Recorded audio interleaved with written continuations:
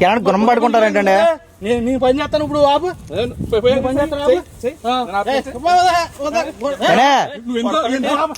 మీకు అవసరం ఏంటి? మీకు అవసరం ఏంటి అన్నా?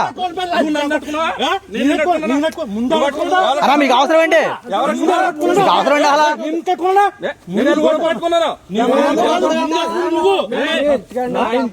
గొడవ కాదు. చెరువు ఎవరిదే? చెరువు ఎవరిదే అన్న? చెరువు ఎవరిదే?